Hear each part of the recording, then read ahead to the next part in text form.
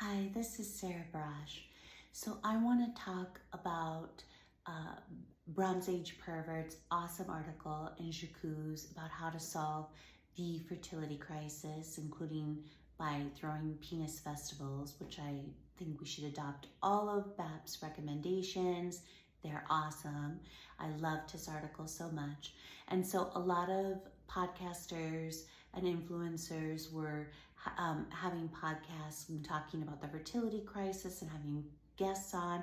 And so Rufo and Lomez had Lyman Stone on to talk about the fertility crisis. Now, Lyman Stone is someone, he has a very particular angle because he's someone who's in sort of a smaller, insular, hyper-religious community.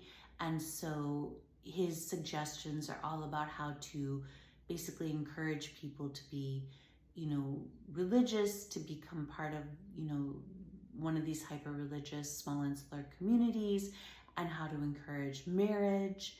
And so like one of his suggestions is that we need to give out school vouchers so people can have their kids go to religious schools that inculcate their values, their religious values.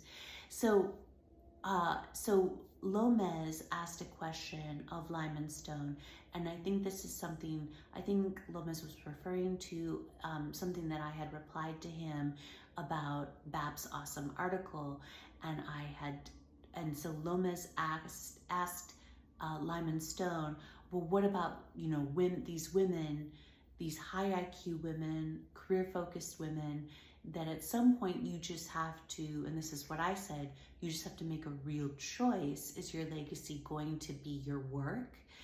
And they have these tremendous career aspirations, or is your legacy going to be kids? Because there just isn't enough time in the day to do both. And so then Lyman Stone responded, and he said, he responded by saying that, when we talk about feminism, that he pointed to the example of Israel, that he said, well, in Israel, women have, at least 3 kids per woman, and they're highly educated and they're in the workforce, but that doesn't answer the question. Also, Israel, of course, is a very religious community, that perceives themselves to be under existential threat. And so that doesn't really answer the question.